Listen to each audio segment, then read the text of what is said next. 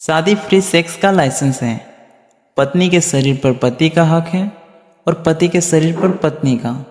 चाहे मेरी माँ, बहन हो या दोस्त हो, सभी ने आजीवन यही सलाह दी थी और शादी के बाद मैंने भी इसे बखूबी निभाया है।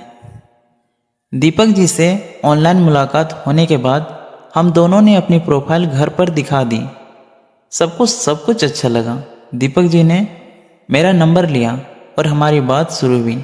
पहले तो लगा ये शर्मीले हैं, लेकिन समय के साथ साथ इनकी बातें ऐसी होने लगी कि मुझे शर्म आने लगती थी।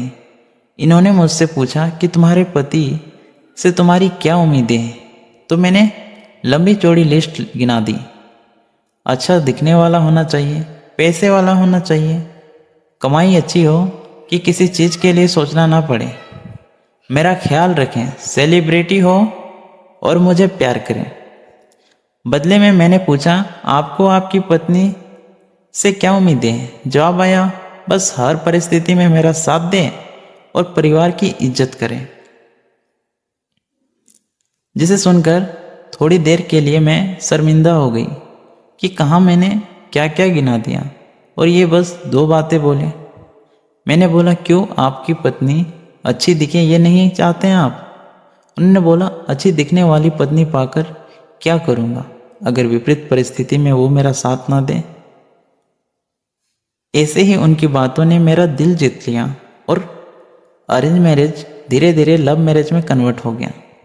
हमारी शादी होती है, सब अच्छे से होता है और जैसा घर में दोस्तों से सुना था, शादी फ्री अनलिमिटेड सेक्स का लाइसेंस है, उसी आधार पर जिंदगी जीना शुरू किया।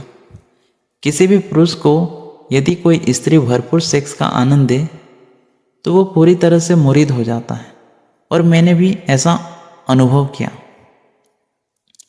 लेकिन एक पुरुष हमेशा ऐसा नहीं होता। मेरे पति होटल इंडस्ट्री में काम करते थे और 2021 में भयानक महामारी में मेरे पति की नौकरी चली गई।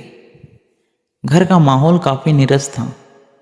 घर के खर्चे करने के लिए भी किसी चीज़ पर 10 बार सोचना पड़ता था। हमारी सेविंग्स के पैसे से घर चल रहे थे।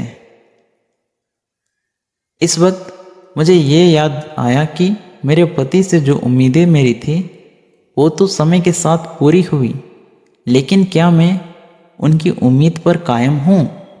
अंदर से जवाब आया, नहीं, क्योंकि पैसे की तंगी होने की वजह से मुझे कुछ समझ नहीं आता कि कैसे क्या खर्च करना है और मैं उन्हें बात बात पर कोसती। जब मैंने इस बारे में सोचा तो मुझे और ज़्यादा आत्मग्लानि हुई और रात में पति के पास जाकर बैठी और उन्हें बताया, आप परेशान मत होइए, हम दोनों मिलकर कुछ ना कुछ करेंगे। मेरा ये रूप देखकर उन्हें काफ़ी अच्छा लगा और अंदर से ऊर्जा मिली। मैंने बोला, घर में जितने भी पैसे पड़े हैं मैं सब कुछ मैनेज कर लूँगी, बस आप मेरे ऊपर भरोसा रखिए। मैंने बहुत सारे फिजूल के खर्च खत्म किए हैं। खाने में हरी सब्जी की जगह राजमा, चना, चावल, अनाज इनका उपयोग बढ़ाया जहाँ से संभव हो सके। और सबसे ज़रूरी चीज़, इन्हें जो चाहिए था कि परिस्थिति जैसी भी हो मेरी पत्नी मेरा साथ दें, उस बात का भरोसा कराया। हमारी सेक्स लाइफ वैसे भी पहले जैसी नहीं थी कुछ दिनों से, पर जब उन्हें यह भरोसा हुआ कि दुनिया चाहे जैसी हो उनकी पत्नी उनके साथ हमेशा खड़ी है, तो उस खराब स्थिति में भी हमारा जीवन आनंदपूर्वक बीत रहा था। महामारी खत्म होने के 2 साल बाद उन्हें फिर से नौकरी मिली, लेकिन अब हमने अपनी ज़िंदगी को बेहतर बनाना सीख लिया है।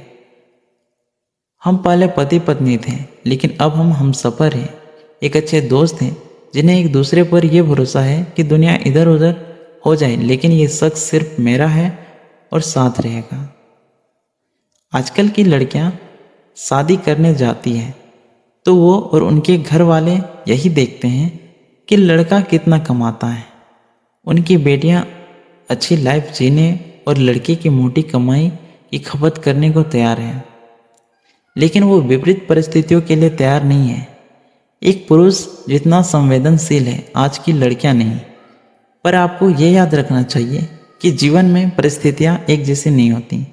अच्छी बुरी दोनों परिस्थिति के लिए तैयार रहिए और अपने पति के लिए एक स्तंभ का काम कीजिए। फिर जितनी भी बुरी परिस्थिति हो, जिंदगी आनंदमय हो जाती है। तो दोस्तों, ये स्टोरी आपको कैसी लगी कमेंट में ज़रूर बताएं। धन्यवाद।